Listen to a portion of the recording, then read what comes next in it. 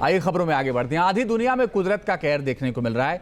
बाढ़, बारिश और लैंडस्लाइड से हर तरफ तबाही मची है। सबसे पहले इस तस्वीर को आइए दिखाते हैं।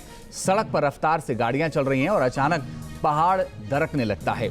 सारा मलबा भरभरा कर सड़क पर आ जाता है। तस्वीरों में देखिए, कार के आगे निकलते ही पहाड़ का एक हिस्सा नीचे गिर जाता है, साथ ही सड़क पर लगा बोर्ड भी गिर जाता है। हालांकि इस हादसे में किसी के हताहत होने की कोई खबर नहीं है।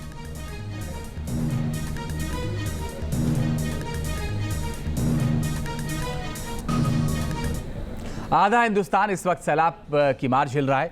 हिमाचल से लेकर उत्तराखंड तक पहाड़ खंड खंड हो रहे हैं। न्यूज नेशन संवाददाता देश के कोने कोने से सैलाब के बीच से आप तक हर अपडेट सीधे पहुंचा रहे हैं।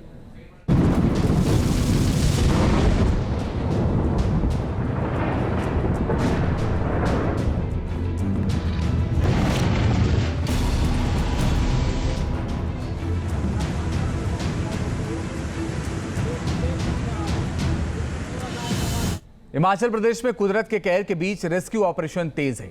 तस्वीरें आई आपको दिखाते हैं। दरअसल हिमाचल से जो तस्वीरें आई हैं वो बताती हैं कि किस कदर हालात खराब हैं। ये तस्वीरें मलाड़ा की हैं, जहां डैम के टूटने के बाद हर तरफ सैलाब है।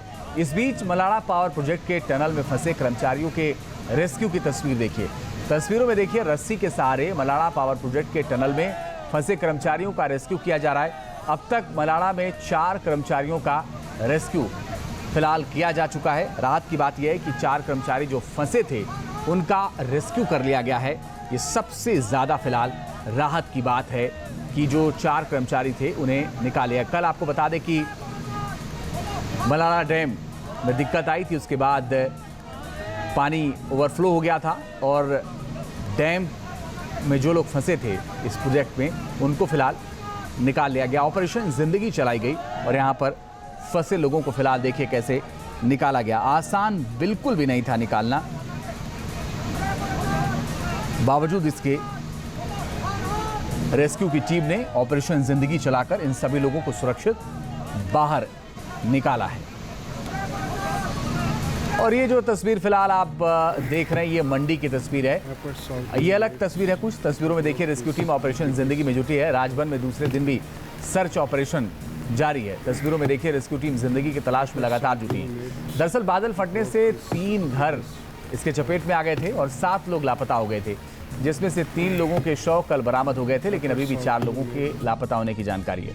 हिमाचल प्रदेश के रामपुर में बादल फटने से सबसे ज्यादा तबाही मची है और जो पानी का सैलाब है उसको देख करके आप अंदाजा भी लगा सकते हैं कि हालात क्या हैं।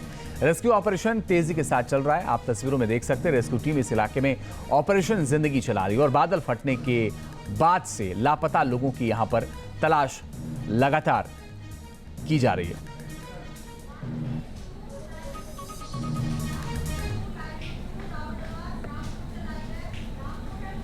कहर से करहा रहा कुल्लू। ओ भगवान, ओ भगवान, ओ भगवान, बहुत ही भयानक। उफान पर ब्यास और पार्वती।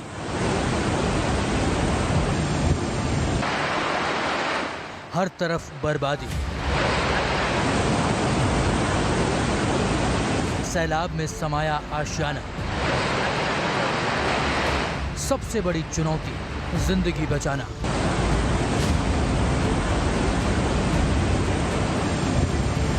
नदियों का रौद्र रूप कुल्लू में तबाही मचा रहा है।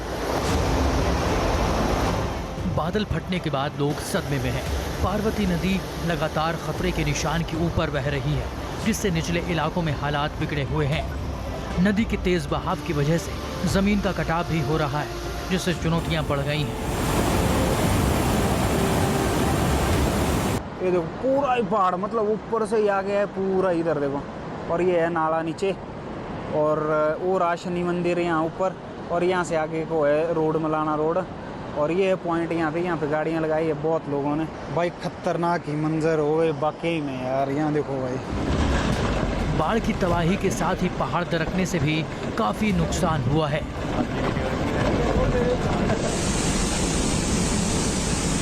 जगह जगह हुई तबाही देखकर लोग सदमे में हैं। किसी ने अपनों को खोया है।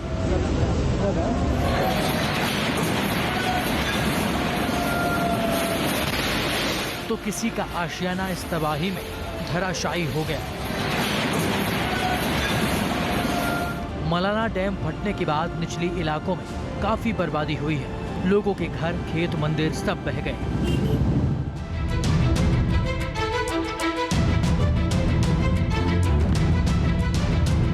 इन तस्वीरों में साफ देख सकते हैं कि कैसे बादल फटने के बाद जगह जगह बर्बादी दिख रही है। पूरी घाटी में मलबा नजर आ रहा है और खेतों में बाढ़ का पानी भरा है। नदी आ गई, बहुत ज्यादा आ गई है और जमीन भी तबाह हो गई है। 2-3 घर भी थे, वो भी हो गए तबाह। फिर घाट था, देवता था, वो भी हो गए, सारे तबाह हो गए। हाँ जी, देवता के मंदिर भी चले गए, इसमें जमीन भी चले गई, लोगों के पेड़ पौधे भी चले गए। हाँ जी, फसल भी, पूरी फसल तबाह हो गई इसमें। ये बात है जी। कुल्लू के निरमंड में हुई भारी बारिश स्थानीय लोगों को कभी ना भूलने वाले जख्म दे गई। बागी पुल में एक ही परिवार के 4 लोग समेत 5 लोग लापता हो गए।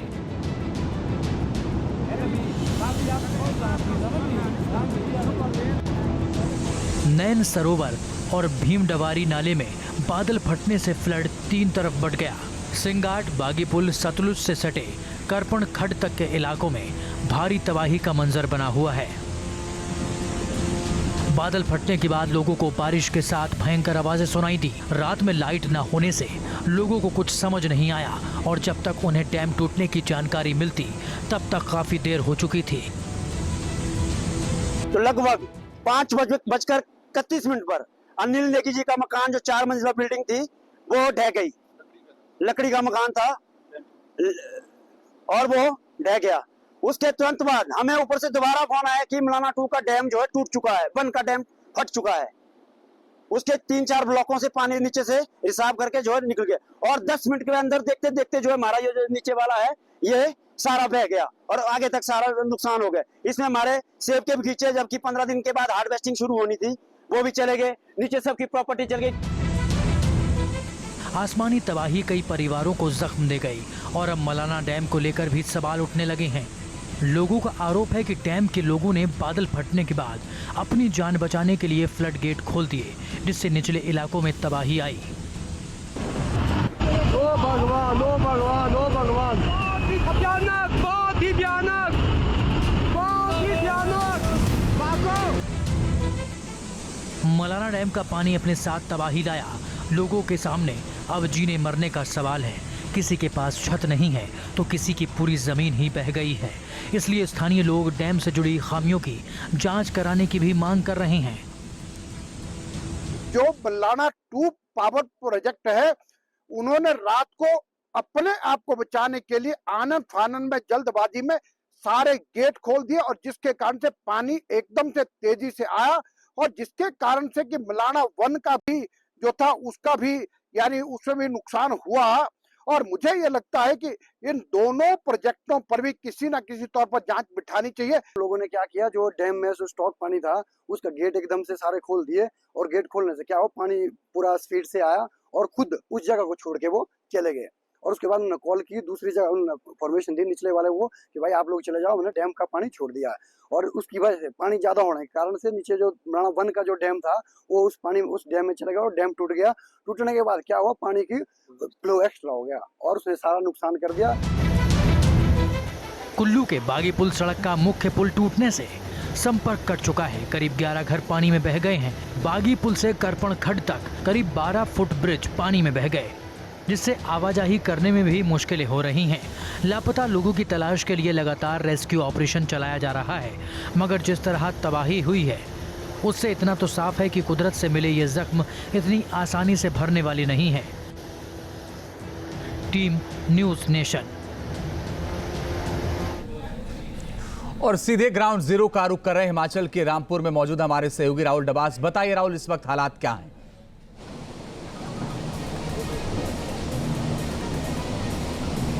देखिए, अगर फिलहाल की बात करें तो रेस्क्यू ऑपरेशन चलाया जा रहा है जिसमें एनडीआरएफ है, एसडीआरएफ है, इंडियन आर्मी है और आईटीबीपी के जवान भी है। यही वो सतलुज की सहायक नदी है जहां पर 1 तारीख को सुबह 3 बजे आपदा आई थी और जो श्रीखंड नामक ग्लेशियर है, सरोवर है, वो फट गया था, झील फट गई थी और उसकी वजह से लगभग 20 के आसपास घर बह गए थे जिसमें 40-42 लोग मिसिंग बताए जा रहे हैं। प्राइमरी हेल्थ सेंटर था वो ही बह चुका है। मैं चाहूंगा कि जूम करके दिखाइए मेरे कैमरा सहयोगी जयराम, किस तरीके से इंडियन आर्मी यहां पर एक अस्थायी ब्रिज बांधने की कोशिश कर रहे हैं ताकि दूसरी तरफ जो इक्विपमेंट्स है, जो रेडार्स है, उसके जरिए सुनिश्चित किया जा सके कि कहीं कोई मलबे के अंदर जिंदा व्यक्ति तो नहीं है। हालांकि जैसे जैसे घंटे बीत रहे हैं वैसे वैसे इस बात की उम्मीद कम होती जा रही है। जेसीबी मशीन को देख सकते हैं और इंडियन आर्मी फिलहाल पुल बांधने की, अस्थायी पुल बांधने की कोशिश कर रही है। हमारे साथ बात करने के लिए करण सिंह जी है, कंपनी कमांडर एनडीआरएफ की। फिलहाल कैसी स्थिति है करण?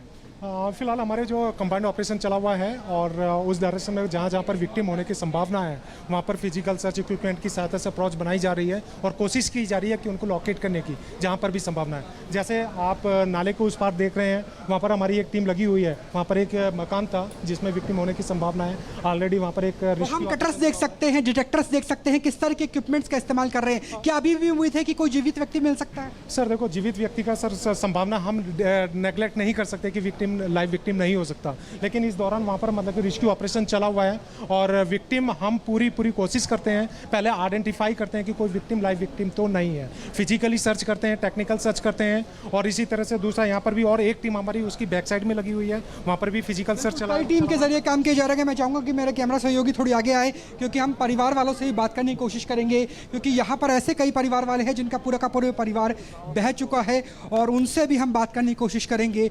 तो यहाँ पे जो स्थिति है वो बहुत खराब है। कुछ ही देर में जो सुखविंदर सिंह सुक्खू है यानी मुख्यमंत्री हिमाचल प्रदेश के, वो भी यहाँ पहुँचने वाले हैं। आपके परिवार से कौन थे क्या? हाँ जी, नहीं थी यहाँ तो कोई नहीं। यहाँ पर जो दूसरा परिवार वाले हैं जिनसे मेरी थोड़ी देर पहले बात हुई थी वो यहाँ पे मौजूद थे। सर, अब मुख्यमंत्री भी आ रहे हैं, कुछ उम्मीद है कि चमत्कार होगा?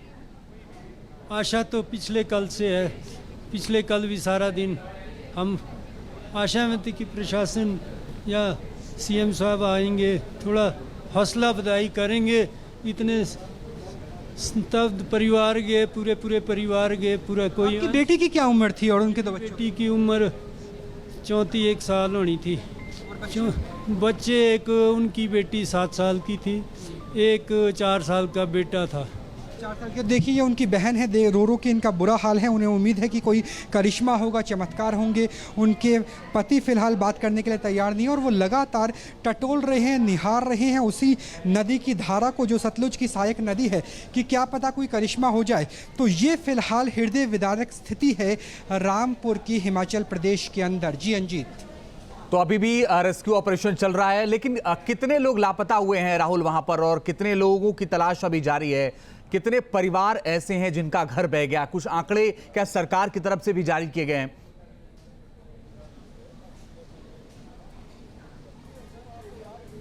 देखिए, 42 लोग प्राइमा फेसी लापता हुए थे। 2 डेड बॉडी रिकवरी हो चुकी है आईटीबीपी और इंडियन आर्मी की तरफ से। 40 के आसपास लोग अभी भी मिसिंग बताए जा रहे हैं। एनडीआरएफ को 2-3 टीमों में बांटा गया है क्योंकि इसके आगे की अगर बात करें, जब हम इसके तराई में जाते हैं, शिमला की तरफ जाते हैं, तो वहाँ पर एक बैराज बनाया गया है। उस बैराज के गेट बंद कर दिए गए हैं ताकि अगर डेड बॉडीज़ वहाँ से बहकर आई है तो वहाँ पर उन्हें रोका जा सके, आइडेंटिफाई किया जा सके। सच्चाई ये है कि परिवार वालों को भले ही उम्मीद हो सरकार से, सेना से, पैरामिलिट्री फोर्सेज से, लेकिन जिस तरीके से दिन बीत रहे हैं अंजीत, वैसे वैसे जो करिश्मे की उम्मीद है वो फिलहाल कमतर मंद होती हुई नजर आ रही है। अगर मौसम विभाग की माने तो आज भी लगभग 3 बजे से यहाँ पर रेड अलर्ट शुरू हो जाएगा और जो कल सुबह तक रहेगा, यानी जहाँ हम मौजूद हैं यहाँ पर संभावना है कि कुछ ही घंटों के बाद रेस्क्यू ऑपरेशन को रोकना तक पड़े क्योंकि तेज बारिश आने वाले 1 से 2 घंटों में शुरू होने वाली है। शुक्रवार के लिए भी रेड अलर्ट जारी किया गया है। जी अंजी। मुख्यमंत्री के कब तक पहुंचने की उम्मीद है राहुल, और क्या स्थानीय जो प्रशासन है वो वहां किस तरीके से सपोर्ट कर रहा है? क्योंकि रेस्क्यू ऑपरेशन तो एनडीआरएफ और एसडीआरएफ के हवाले, स्थानीय प्रशासन का क्या रोल है इस वक्त?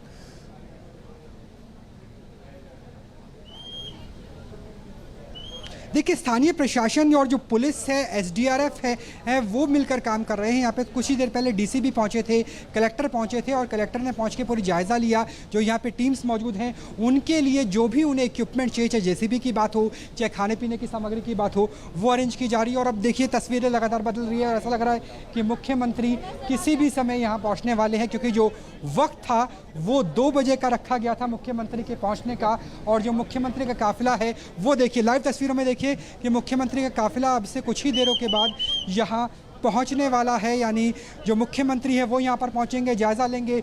जो हमारे पास इंटेल आया है, जो इसका मेन गेट है हाइड्रो पावर प्रोजेक्ट का, वहाँ से मुख्यमंत्री का काफिला निकल चुका है। यानी कुछ ही पलों के अंदर सीएम यहाँ पहुँचेंगे और यहाँ पर स्थिति का जायज़ा लिया जाएगा। लेकिन अगर बारिश और ज़्यादा होती है जिस तरह का राहुल, अगर आप वहाँ जो लोग मौजूद हैं, कुछ अधिकारी या उनसे बात कर सकें, या जो लोग स्थानीय लोग हैं उनसे बात कर सके कि उस दिन क्या हुआ था, अचानक से उनके परिवार के लोग या उनके गाँव के लोग कैसे लापता हो गए हैं, मिलने की कितनी उम्मीदें हैं शायद।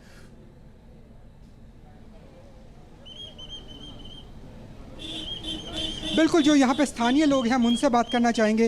भाई, आप यहीं के रहने वाले हैं? बिल्कुल जी। अच्छा, क्या हुआ था उस दिन? अगर रात की बात करें, रात को 3 बजे के आसपास की घटना बताइए। 3 बजे नहीं, ये 12-20 के करीब, 12-12:30 के बीच में बस बिल्कुल ही ऐसा हलाया सारा जो पंचायत।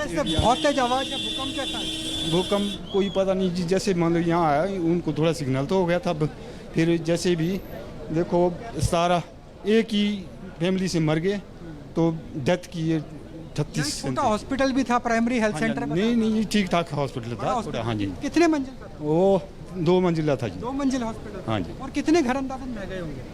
वो इसमें तो सर कोई ठिकाना नहीं, कोई बोल ही नहीं सकते कि कितने। तो जो धारा है सतलुज की, इस वजह से वो निकल नहीं पाए, बच नहीं पाए? नहीं बच पाए। जैसे पानी बह गया था बोला अंदर और सीधे ही ये पे आ गया, तो बेबस हो गए लोग एक दूसरे को बचाने से। खुद अपनी पुलिस और आर्मी वगैरह कितने बजे पहुंचे? वो तो सुबह पहुंचे सर, सुबह पहुंचे थे। यहाँ पर आप स्थिति देखिए, क्योंकि लाइट कट गई थी।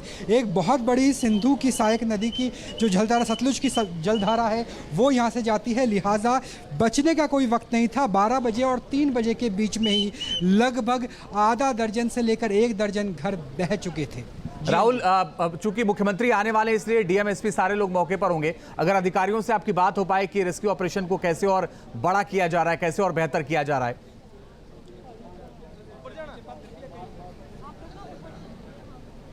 देखिए, अभी जो यहाँ पर एसपी हैं वो सीएम को लेने के लिए गए हुए हैं। जो उच्च अधिकारी हैं हिमाचल प्रदेश के, वो सीएम को लेने के लिए गए हैं, लिहाजा वो यहाँ पर मौजूद नहीं है। एनडीआरएफ के अधिकारियों के पास हम दोबारा चलने की कोशिश करेंगे, उनसे जानने की कोशिश करेंगे कि आगे किस तरीके का रेस्क्यू ऑपरेशन किया जा सकता है।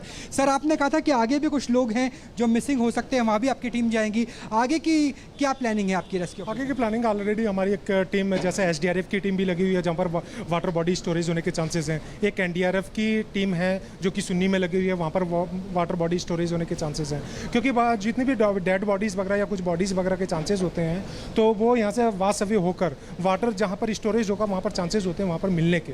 तो आज भी रेड अलर्ट है, तो कुछ और प्रिकॉशनरी भी आपने तैयारी करके रखी है कि अगर स्थिति खराब होती है? हाँ बिल्कुल, हमारी टीम में रेड अलर्ट है। हमारी टीम ऑलरेडी जो एक रिजर्व टीम है वो ऑलरेडी हमारे कैंपस के अंदर अलर्ट लगी हुई है। और जैसे यहाँ पर देख रहे हैं कि ऑलरेडी ये नाला वगैरह है, तो फिजिकल अलर्ट में हमने लगा रखे हैं जवान से वगैरह। अगर कुछ ऐसा हो जाता है तो किसी भी प्रकार का कोई ऐसा आता है अलार्मिंग वगैरह, तो यहाँ पर आपके पास जो वॉकी टॉकी है उनके पास ये सूचना आ जाएंगी कि अगर ऊपर से दोबारा अगर आपदा आने की गुंजाइश हुई। क्योंकि यहाँ से मैं चाहूँगा कि हमारा सहयोगी दिखाएं कि यहाँ पे एक हाइड्रो पावर प्रोजेक्ट हुआ करता था। रामपुर का मेन हाइड्रो पावर प्रोजेक्ट नहीं है ये, 419 वाट वाला नहीं, छोटा प्रोजेक्ट है और वो भी पूरी तरीके से बह चुका है। और वहाँ पर भी इंडियन आर्मी और एनडीआरएफ के जवान लगे हुए हैं ताकि अगर वहाँ से जो बचा हुआ पानी है वो निकल के आता है तो पहले ही अलर्ट भेज दिया जाए, क्योंकि यहाँ पर जो तमाम वीवीआईपीज़ हैं वो भी पहुँचने वाले हैं। तो फिलहाल की स्थिति ये नज़र आ रही है कि रेस्क्यू ऑपरेशन किया जा रहा है, लेकिन रेस्क्यू ऑपरेशन कब तक चलता रहेगा ये प्रकृति की दिशाओं और दशाओं पर निर्भर होता है। क्योंकि बारिश बहुत ज़्यादा हुई तो एक बार नीचे दोबारा दिखाइए जयराम जी कि यहाँ पे जो इंडियन आर्मी के, आईटीबीपी के, एसडीआरएफ, एनडीआरएफ के जवान काम कर रहे हैं, इन्हें यहाँ से मूव करना पड़ेगा, जेसीबी को तुरंत हटाना पड़ेगा। और यही वजह है कि ऊंचाई पर जवानों को तैनात किया गया ताकि अलर्ट भेज सके। क्योंकि जो ये काम है, अगर तेज़ बारिश आती है तो ये जो आपको खाली जगह नज़र आ रही है, पत्थर नज़र आ रहे हैं, यहाँ भी चारों तरफ पानी होगा। और यही वजह है कि जब न्यूज़ नेशन की टीम ने नीचे जाने की कोशिश की तो रेड अलर्ट अलर्ट की वजह से हमें रोक दिया गया कि अभी आप फिलहाल नीचे नहीं जा सकते हैं। तो फिलहाल भी यहाँ पर जो स्थिति है वो युद्ध स्तर पर रेस्क्यू ऑपरेशन चलाने का काम किया जा रहा है। जी राहुल, आप ये कह रहे हैं कि अभी आने वाले वक्त में पता चलेगा कि मौसम जैसा रहेगा उसी हिसाब से फिर रेस्क्यू ऑपरेशन होगा, लेकिन अगर मौसम बिगड़ता है तो रेस्क्यू ऑपरेशन में दिक्कतें आएंगी। एक बार फिर से रेस्क्यू ऑपरेशन की राहुल तस्वीरें दिखाइए, किस तरीके से रेस्क्यू ऑपरेशन चल रहा है और लोगों की तलाश की जा रही है।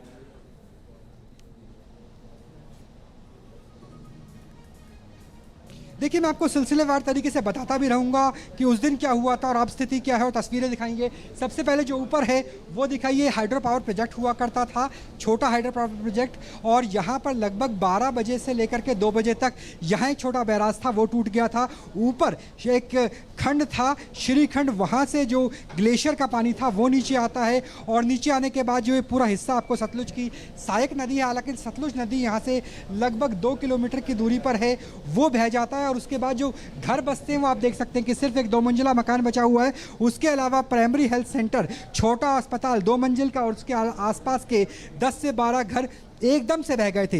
लाइट नहीं थी उस वक्त और इस वजह से हादसा हुआ था। और अब देखिए जेसीबी लगातार काम कर रही है ताकि जो नीचे जाने का रास्ता है वो बनाया जा सके।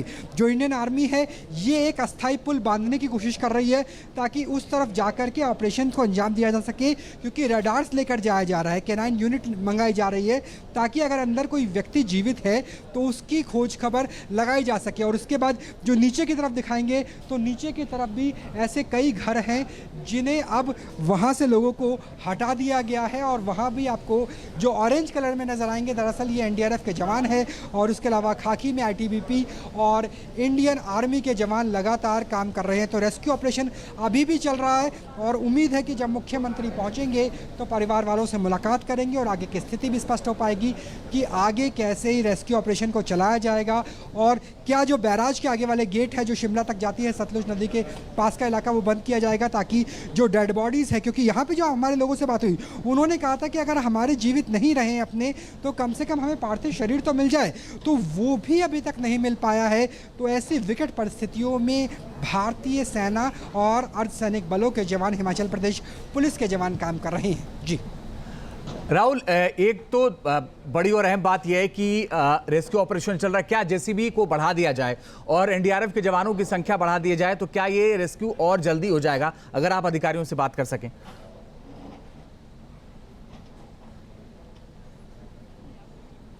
देखिए ये नहीं हो पाएगा अंजीत, इसकी आपको मैं वजह बताता हूँ। एक बार जो तस्वीरें हैं जेसीबी के आसपास के दिखाइए कि यहाँ पे एक छोटी सड़क हुआ करती थी और वो छोटी सड़क यहाँ से बह चुकी है। अगर यहाँ पर पानी आता है बहुत तेज़ी से तब स्थिति क्या होगी? तो पानी आने के बाद स्थिति होगी कि आपको बहुत तेज़ी से ऊपर भागना होगा। अगर जवान बहुत ज़्यादा लगा दिए जाते हैं, इक्विपमेंट यानी मशीनरी बहुत ज़्यादा लगा दी जाती है, तो उनका जीवन भी संकट में आ सकता है, क्योंकि आज भी रेड अलर्ट है। और जब हमने नीचे उतरने की कोशिश की थी तो हमें रोक दिया गया था। जहाँ पर आपको इंडियन आर्मी की एक एसयूवी खड़ी नजर आएगी, उसके पीछे सड़क हुआ करती थी, वो सड़क बह चुकी है और यहां से सिर्फ एक व्यक्ति ही रोप के सहारे, रस्सी के सहारे ऊपर आ सकता है। और यहां से अगर बहुत ज्यादा जवान होंगे तो उन जवानों के लिए जीवन का संकट पैदा हो सकता है। इसलिए अगर यहां पे मैन पावर या मशीनरी को बढ़ाने की तब तक गुंजाइश नहीं है जब तक यहां पे कोई अस्थायी सड़क नहीं बन जाती या फिर मौसम विभाग की तरफ से जो रेड अलर्ट है वो खत्म नहीं हो जाता। अन्यथा जो जवान फिर रेस्क्यू ऑपरेशन में काम कर रहे हैं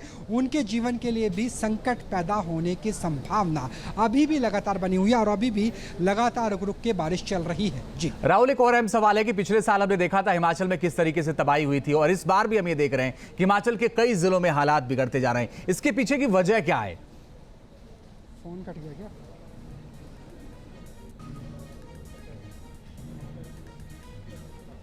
चलिए राहुल से हम संपर्क दोबारा करने की कोशिश करेंगे, लेकिन ये तस्वीर आप देखिए, रामपुर की तस्वीरें डराती भी हैं, हैरान भी करती हैं, क्योंकि अभी भी 42 लोग ऐसे लापता हैं जिनकी तलाश की जा रही है और एनडीआरएफ के जवान रेस्क्यू ऑपरेशन कर रहे हैं।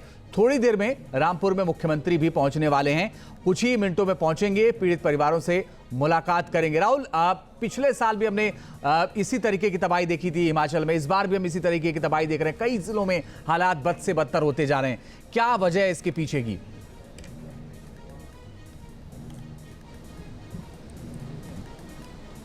देखिए, इसके पीछे की जो वजह है वो है हाइड्रो पावर प्रोजेक्ट्स, क्योंकि वहाँ पर जलाशय बनाए जाते हैं, पानी को रोक के रखा जाता है और जब भी मानसून में बादल फटते हैं तो वो पानी बहुत तेज़ी से आता है। जो हाइड्रो पावर प्रोजेक्ट, अगर पिछली बार की बात करें, पिछली बार भी मैं हिमाचल प्रदेश में मौजूद था इंडियन आर्मी के साथ, NDRF के साथ, और तब भी हाइड्रो पावर प्रोजेक्ट के टूटने के बाद, उसके बैराज के गेट टूटने के बाद ही बड़ा हादसा देखने को मिला था।